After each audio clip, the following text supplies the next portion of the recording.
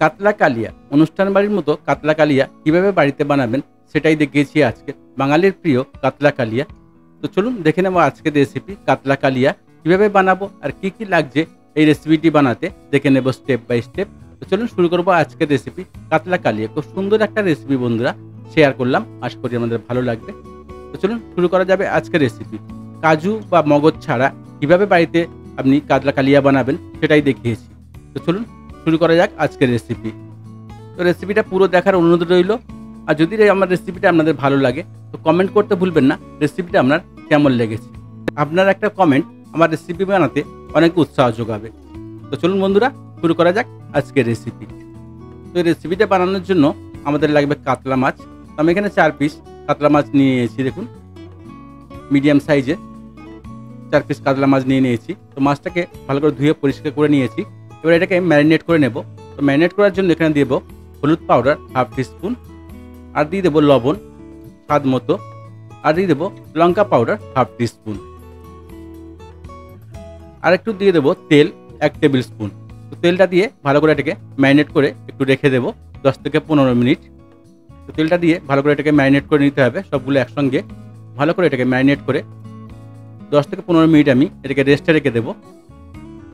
দেখুন এমনভাবে ভালো করে একটু ম্যারিনেট করে নিতে হবে। তো ম্যারিনেট করা আমার রেডি হয়ে গেছে। তো এটাকে আমি সাইড করে রেখে দেবো 10 থেকে 15 মিনিট।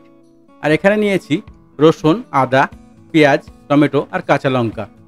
তো এটাকে আমার গ্রেভি বানানোর জন্য লাগবে। তো এটাকে আমি ছোটো ছোটো করে কেটে নেব এমনভাবে, দেখুন আদাগুলো আমি ছোটো ছোটো করে কেটে নেব। পেঁয়াজটাকেও একটু মোটা মোটা সাইজের করে কেটে নিতে হবে এমনভাবে। বন্ধুরা বিয়ে বাড়িতে কাজু মগজ ব্যবহার করে, তো আমরা কাজু মগজ আজকে ব্যবহার করব না। কাজু মগজ ছাড়া কীভাবে বানানো যায় সেটাই দেখাবো আজকে। তো সবগুলো আমার কাটা রেডি হয়ে গেছে, দেখুন এমনভাবে কেটে রেডি করে নিয়েছি। আর এখানে নিয়েছি কিছু মশলা, জিরে, ধনে, লবঙ্গ, এলাচ, শুকনো লঙ্কা, দারচিনি আর একটু গোলমরিচ। সবগুলোকে আমি একটু ফ্রাই করে নেব। সবগুলোকে একটু ফ্রাই করে নেব শুকনো ফ্রাই প্যানে। তো ফ্রাই প্যান বসিয়ে দিয়েছি। ফ্রাই প্যানটা একটু গরম হলে আগে দিয়ে দেবো লঙ্কা, শুকনো লঙ্কা। লঙ্কাটা ফ্রাই হতে একটু টাইম লাগবে। তো লঙ্কাটা আর দারচিনিটা একটু আগেই গরম করে নেব, নাহলে কী হবে একসঙ্গে দিলে জিরে আর ধনেটা আগেই পুড়ে যাবে। তো আমি লঙ্কা আর দারচিনিটা একটু গরম করে নিয়ে তারপরে সবগুলোকে একসঙ্গে দিয়ে দেবো এমনভাবে, দেখুন দিয়ে একটু 2-1 মিনিট আমি এটাকে ভালো করে গরম করে নেব। তাহলে কী হবে পেস্ট করতে খুব সুবিধা হবে। একটু গরম করে নিয়ে তারপরে এটাকে আমি একটু ঠান্ডা করে তারপরে এটাকে পেস্ট করে নেব, বা আপনি চাইলে হামানদিস্তাতেও এটাকে পিষে নিতে পারেন। তো গরম আমার হয়ে গেছে রেডি। এবার এটাকে ঠান্ডা করে আমি এটা পেস্ট বানিয়ে নেব, পাউডার বানিয়ে নেব। তারপরে আমরা গ্রেভির এটা ফ্রাই করে নেব। যে গ্রেভির জন্য পেঁয়াজ, টমেটো, কাঁচা লঙ্কা কেটেছিলাম সেটাকে একটু ফ্রাই করে নেব গ্রেভির জন্য। তো ফ্রাই করলে কী হবে বন্ধুরা, এটাকে যদি ফ্রাই করে আপনি পেস্ট করে নেন তো গ্রেভিটা আপনার পুরো অনুষ্ঠান বাড়ির মতো গ্রেভি হবে, আর খেতেও খুব সুন্দর হবে। আর কাজু পোস্ত বা কাজু মগজও লাগবে না। তো বন্ধুরা এটাকে ভালো করে একটু 2-3 মিনিট ধরে ভালো করে একটু ফ্রাই করে নেব। একদম লাল লাল করে ফ্রাই করবো না, মোটামুটি একটু ফ্রাই করে নিতে হবে। তাহলে কী হবে টেস্টটা খুব সুন্দর হবে। তো সবগুলো দিয়ে ভালো করে একটু ফ্রাই করে নিতে হবে। সবগুলোকে হালকা একটু লাল লাল করে একটু ফ্রাই করে নিতে হবে। তাহলে কী হবে রেসিপির টেস্টটা আপনার দুর্দান্ত হবে। একদম অনুষ্ঠান বাড়ির মতো আপনি বাড়িতেই বানাতে পারবেন। তো অবশ্যই যদি পুরো রেসিপিটা আপনারা ফলো করেন তাহলে কোনো অসুবিধা হবে না এই রেসিপিটা বানাতে। তো দেখুন বন্ধুরা আমার ফ্রাই হয়ে গেছে। এবার এটাকে আমি একটা মিক্সিং জারে তুলে নেব, একটু ঠান্ডা করে তারপর এটাকে আমি পেস্ট করে নেব। কাতলা কালিয়া তো অনেক খেয়েছেন, এমনভাবে একবার ট্রাই করে দেখবেন, আশা করি রেসিপিটা আপনাদের ভালো লাগবে। তো বন্ধুরা এর মধ্যে দিয়ে দেবো আমি 1 চামচ কালো সর্ষে, আর 1 চামচ দিয়ে দেবো সাদা সর্ষে, দিয়ে তারপরে এটাকে আমি ভালো করে পেস্ট করে নেব। তারপরে আমরা যে মাছটা ম্যারিনেট করে রেখেছিলাম সেটাকে আমরা একটু ফ্রাই করে নেব। তো ফ্রাই করার জন্য আমি এখানে সর্ষের তেল ব্যবহার করেছি, আপনারা চাইলে রিফাইন তেলও ফ্রাই করতে পারেন।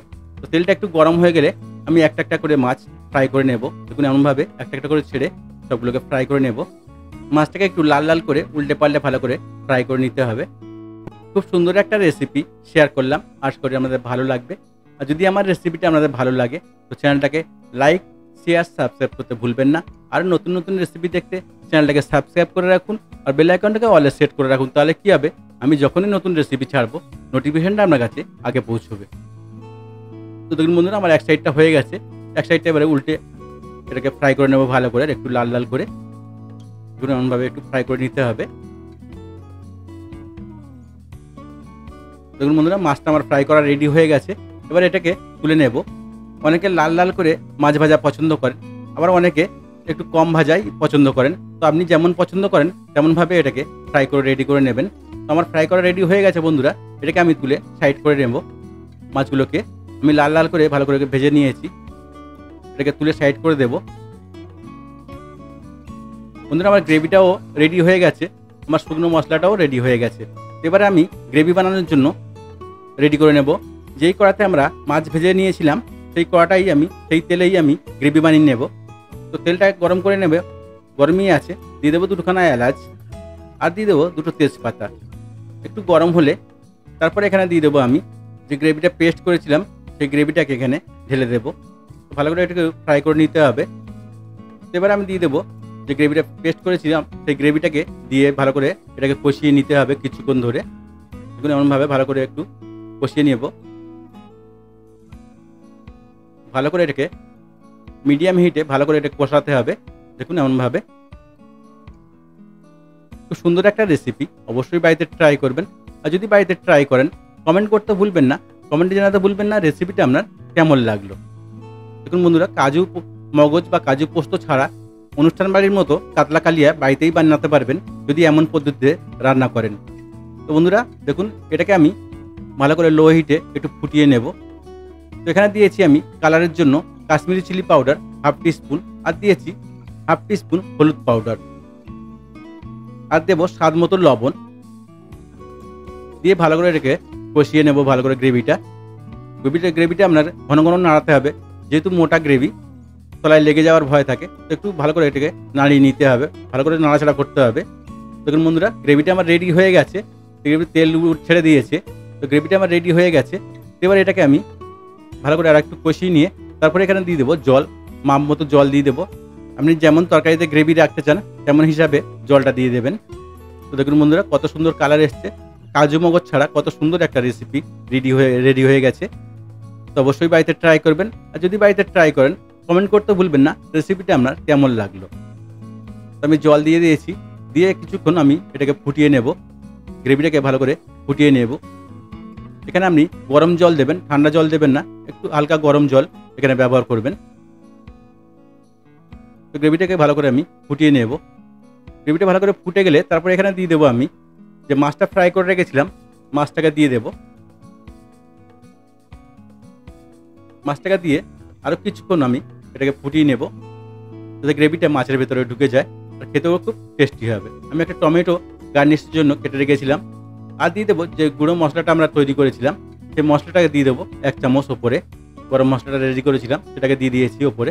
তাহলে কী হবে, খেতে দুর্দান্ত লাগবে, একদম অনুষ্ঠান বাড়ির মতো আপনি বাড়িতেই রেডি করে নিতে পারবেন। তো দেখুন বন্ধুরা, কত সুন্দর হয়েছে। তো অবশ্যই বাড়িতে ট্রাই করবেন। পুরো ভিডিওটা দেখার জন্য সবাইকে ধন্যবাদ। ভালো থাকবেন, সুস্থ থাকবেন। আবার দেখা হবে নেক্সট ভিডিওতে। আর নতুন কোনো রেসিপি দেখতে চাইলে অবশ্যই কমেন্ট করুন, সেই সব রেসিপি আমি বানিয়ে দেখাবো আপনাদেরকে। রেসিপিটা আপনাদের কেমন লাগলো কমেন্ট করতে ভুলবেন না, কমেন্টে জানাতে ভুলবেন না রেসিপিটা আমাদের কেমন লেগেছে। ধন্যবাদ।